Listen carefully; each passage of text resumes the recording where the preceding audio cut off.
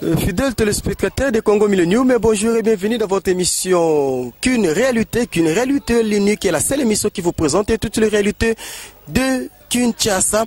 Lelo na nzela ya qu'une réalité to sepela ki kosala mwa tour moke na cimetière ya Kimbanteke ozali moko ya ba ancien cimetière ya ville province ya Kinshasa ozali bongo créé depuis les années 60. Cimetière ya Kimbanteke etonda utakala, mais nous sommes surpris jusqu'à présent batu bazo continuer ko kundama na cimetière ya Kimbanteke, on ne sait pas pourquoi.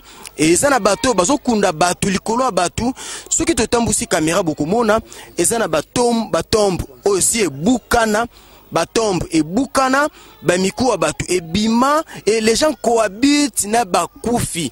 Plus grave encore, ezana bato ba kotonga bandaku ya kolala na kati ya cimetière to ça pena papa za moko ya ba habiter ya commune ya Kimbanteke pousse na papa mbote kombo nani comme ma vie Mandala.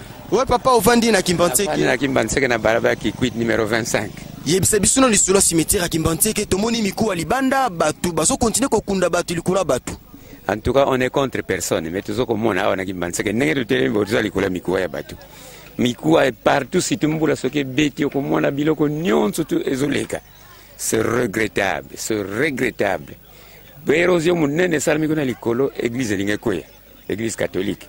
Batu bazoko tunga likolo ya cimetière. Bakunda menen basa utu inanete. Vraiment c'est regrettable. Ne fisque batia barigo na balabala oyo comme ça mais kenekena se. Est-ce que papa et c'est vraiment et ça respect pour na bakufi ko kunda mutu likola mutu. Na yebi kutute parce que c'est curieux de voir que biso dans la culture africaine que nzutu mi bembe. Et mona nakateme awa sokozoleka tala yango yawa. Tala à ma droite à côté de la moto. Tala mikuwa yango yawa kaka quelque yetinga simba kuna nalakisa yango. Oyo yabusu yango ana kuna mikuwa oyo bozomona. Donc bilambo to somona za mikuwa batu. Ici finto simba kama mikuwa yango yawa. Bande koza pasi kotala mikuwa ya batu koma batu baza saboter na cimetière ya Kimbanteke eza penza pasi makasim tokota lisusu na kati tokotali sabino lolenge nini bazo ko sala kuna ne papa likamba ko bakisezali. Bon makambo ya pasi telema électronique na koki koloba mingi mena lokene musala pardon na yo. OK, merci mingi tokota na kati totambusa caméra pena micro bokomona ce qui se passe na cimetière ya Kimbanteke ensemble avec Olivier Divididi faisons le petit pas. Wende tulobaki totambusa caméra bokomona cimetière ya Kimbanteke exemple yango oyo bozomona eza tombe eza dépoté eza tombe mutakufa bakundaye awa bakundaye na bakopo na ye na basani na ye ebukana soki totomboli kaka ba papier basaki bozomona wana tokuta mikuwa ya mutu respect ya bakufi na cimetière ya Kimbanteke ezate pendenge bukani boy soki topesi kaka ta 5 ou 6 jours mvule beti bomona dali ya likolo ekokweya bakoza lisusu ebembe ya famille mususu baye kotia lisusu likolo ya moningo si akufa kala tokokota tina kati bomona ba réalité eza na kati cimetière ya Kimbanteke même sikanga na telemi soki Olivier koki kozula biso bozomona na telemi na za likolo ya ba croix na telemi likolo ya ba croix donc na sena ngai bibembe eza wana batu bakufa ya ndenge na telemi likolo ya mikuwa ya batu likolo ya ba croix c'est regrettable to yebite Kinshasa so kende wapi à part le fait ya komona ke batu basa saboter bazo kunda batu likolo ya batu bande ko bavandi na Kimbanteke balobi basa na mwa likambo ko bakisa po bazo ko kapete balobi mwa kiteza makasi mbote ndeko mbote papa yo vandi wapi na vandi na quartier na pembeni comme environ quartier. Qu'est-ce qui se passe na kata cimetière à Kimbanteke? Bon, na kata cimetière à Kimbanteke toujours passer par moment très difficile parce qu'il y a des érosions au salama tel que moni cimetière. Donc bilamba ya mvula soki noki bilamba mikuwa ezotambola partout. En plus de ça, insécurité ba policier bango moko. Bakoya na mbo na quartier comme si ba moni que quartier moko za non évoluer courant zate ma ezate ko brutaliser biso bako mona petit peuple abimina mwa mbongo ne na maboko boye bako kangaye. Ole ba kanga ben civique bato ba sala désordre de côté bango ka ko menacer. Petit peuple ba mama na zandu ko boto la mbongo ko senga n'importe quoi. Donc to ça moins insécurité mikolo to les cas simalobi biso moko tuna ba policier ngoto menasaki bango moni lelo bazu ya te boyi. Mais ba administrateur ya cimetière balobi il paraît que cimetière est tondate cimetière ezango vide. Mais bango bazo luka mbongo bango bakolo ba vérité te parce que sika bango baliela ka kwanga ndangwana. Bakolo baka bongo. Mboka zo vivre kana lukuta na lukuta et pa ibate ola bongisa ko bongisa te azo timula libulu c'est ça. Ok, merci. Bande comme sous pe bazar bazana likambo ya kobakisa. Mbote ndeko. Mbote papa. To kuti ope on a kata cimetière à Kimbanteke. Qu'est-ce qui se passe na kata cimetière à Kimbanteke? Awe zanze là po talaka na sewa na baby makasi zelo eleke bele. To komi profiter to côté na cimetière pour to matalikolo ngana chofa. Bon, trakasende l'équipe auto batindi ba policier ceux qui opération bata pena moyen zati. Ba komi kanga kaska bazo kanga plaque donc ba kembisi biso. Okutana donc pena to kembiti sikoyo opération bata na cimetière. Dozo kemba pena bazo beta biso donc muto olobe biso zati trakasé l'équipe. Merci beaucoup to na kata cimetière à Kimbanteke en tout cas to ko umela tango molai bo supporter biso to tambusa lisusu caméra to kota na kata cimetière to laksabino.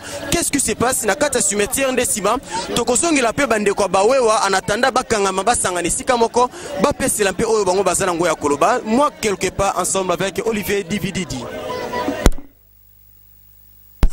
Oui, bandeko balanda Congo Millennium de toloka kibino toko tambusa penza caméra bo vivre étendu ya cimetière ya Kimbanteke. Sans vous mentir, cimetière ya Kimbanteke yango moko kaka ya pamba. Soki to fongoli yango eza na grandeur ya commune mobimba na kati ya ville ya Kinshasa. Mais malheureusement, cimetière ya Kimbanteke yango eza abandonné na niveau moko ko sakanate.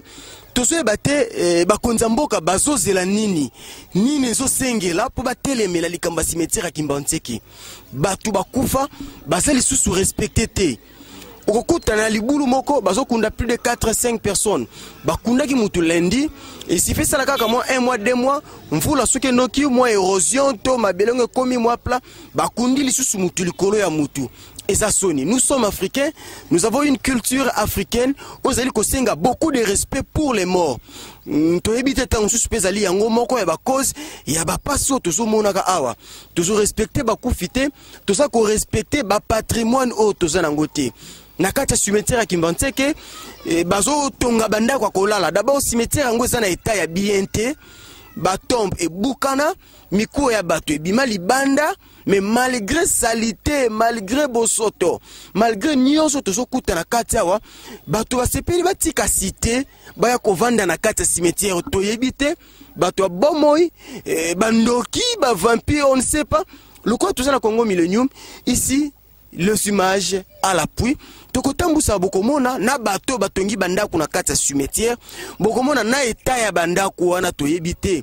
Nani apesi ndingisa ya kotonga ndaku na kati cimetière ya Kimbanteke. Sans que tu m'en écoutes, tu t'entends l'école miko à bateau. Mais là, tant bazo tonga banda kwa kolala na cimetière, bazo kutani na kati. C'est regrettable, muto sepeli a cohabiter na tombeau. Muto lembi kozala voisin ya muninga ne moto, a préféré a commander voisin ya moto kufa. Mobe posa mungwa soki zangi obeti na tombo kokoko ndeko pesa ngana no mungwa po na yebite soki bondoki kaka to koyeba mingi po Kinshasa pe mboka pika ba vitesse to tambusa caméra ya Olivier Divididi to komati wa pesika bandeko na biso yo basepela ki bakoma na bango ba voisin ya bakufi to tuna pe bango awa bango basepela ko vendre la carte cimetière ya Kimbanteke bazalaki na makanisi nini kaka poko ma voisin ya tombo voisin ya tata wana kufa kala to ozano mutu misala mabe o profito lala na cimetière po ozana facilité ko salango le boss Ricky di Benzi na yebi na ngate soki pe na Irlande ezalaka ndengo na bino bandeko na ngabo za mupanzi ya Europe ni kengingi bobokota na yebite Kinshasa ngo botika moto na moto bato bakomo kima cité bato bakomo ya kovana bango na cimetière comment mutako mesra na ebembe. Comment moutako préféré comme un voisin ya tombeau. Tout pour cela, tout kuta batu ya avenue tombeau, batu ya avenue quoi, ya batu ya avenue mikoua, et bango moko baroloba, ne papa désiré motema mama be la ministre roye ba eske yango kaka bo mototo yango nde bondoki to tambusi micro pe caméra ya www Congo Millennium ne wapito koyeba la réalité qui s'est passée à Kinshasa.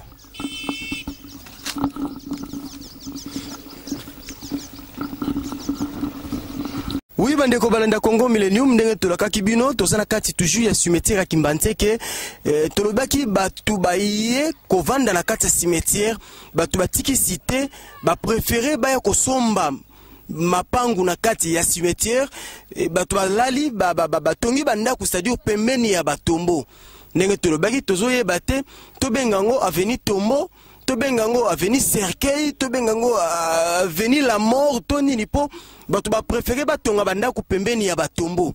Finalement ba ekoluka nini? Ba ekosala nini awa? Nini ezo motiver bato batika cité pour ba ekuvanda la kata cimetière.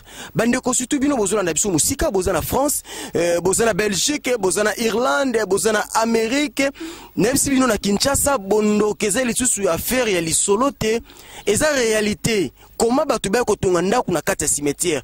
Mutu moko te me bandaku ebele. Olivier Dividi di azo tambusila biso caméra, botala bandako tozo betela lisolo, eza ya lisolo te mais eza réalité. Bilili ya Congo Millennium yango wana momo na bandaku na kati ya cimetière ya Kimbanteke. Cimetière yango eza kutu na eta ya malamu te. Cimetière yango kutu batombo ebukana, bamsusu bakundi bato likolo ya batu. Malgré bamikuwa ndenge tozo déplorer mutu bakundaki na bilamba bilambe bimili banda bokola mungala tongo bokuti skelete mutu libanda mais batu bayi kovanda kaka pembena ba skelete wana tozo bate bazoluka nini bazoluka na Kinshasa ngo tolingi tokoma wapi podere sika pe tozo kende tozo yeba pete oui comme une onde sika démonstration pe ya kindoki po tozo yeba te. Les images sont là wana bozomona banda kuna kati cimetière etie mo mobulu makasi etie makelele tellement moi même ya ko interviewer batu bakolo banda ko sa te po batombo kinde tinyama eza net kaka ndoki moko bosana ki air fala bima na minuit et ya mona ke likonga kitaki na 12 ya kantango minuit nzoke zalaki 12 heures donc tellement qu'ils sont surpris. Ba yebeli ba tete ba poa ba silika ketaki mo discussion ba pimela ki biso image mais boyebi kaka Kinshasa ngo pe ya biso nyoso ya mutabang sa pe muninga te na ndenge pe kaka ya kanda pe na ndenge pe kaka ya bola ndenge bana kini balobaka to kiti pe kaka po pe mboka ya biso tu mboka pe kaka ya mututu donc mutabang sine mutute yango to ko lakse bino ba image ya bandeko batongi na kati ya cimetière ndeti ndako eza pembeni nanga ye voisin na ye le plus proche ezali tombo oyo bosomono ya mi couleur ya pembe. Donc tombo oyo bango nde ba voisin ya ndeko bosomona tongi ndako ne yanga. Donc ndeko na biso ndenge zala air moko pe alinga tinda mwa na mwa matungulu soki bana bazate akoko benga pe mutu azana kata tombo eskize ya bima sunga na nusumbela nga mungu apona yebite mutu pena préféré azala ne voisin ya tombo azala voisin ya mutu akufa. Donc yakobakisa mingi ezate ndenge tolaka kibino Congo Millennium preuve à l'appui biso ba imaginer lobaka. Nous sommes arrivés pratiquement à la fin de notre émission. Ça a été un réel plaisir pour na biso koyeba ki boza ebele na Amérique, boza ebele na kati ya Tanzanie, na kati ya Togo, Kinshasa ko tukoloba te po Congo Millennium akanga Kinshasa, boza ebele na kati ya Irlande, sika wapi tozo mona ba papa désiré motema mama be ya la ministre, papa désiré balobi mwana mobali moko ya libandi ya mbongo. Il y a mabandi donc papa désiré libandi ya mbongo na kati Irlande tuzomona le super boss le Veriki di Benzi ba bengaye l'homme du millennium papa millennium plein de succès mon mbale moko ya boga donc le vieux désiré du Benzi papa plutôt le vieux Ricky di Benzi boyebi kaka le vieux Ricky papa désiré donc 1 + 1 yango moni parfois kombo on etika ke sanganaka bomoni ba image na yango wana ya Kinshasa bomoni ba image ya cimetière mbote makasi na moto to kobenga les beaux gosses africains de Ningingi depuis Paris mbote na Bobo Kota depuis Paris mbote na Toussaint Bouensi depuis Paris mbote makasi na Nikengingi depuis Paris et mbote lisusu makasi ya koleka ye bazo benga ye penza donc le Freddy Moto, les préférés moi à Londres. Freddy Moto, les préférés depuis Londres. Big salutation yangwana Marie-Claire Kinzomba. Mbote Losako yangwana depuis Canada. Tokomi pratiquement la fin ya émission na biso mingi ya kolobezala kite. Botikali toujours malamu tokotani mbalekoya na ba nouvelle série ya Congo Millennium. Pour Nalelo, portez-vous bien et restez toujours branchés sur www.congomillennium.com.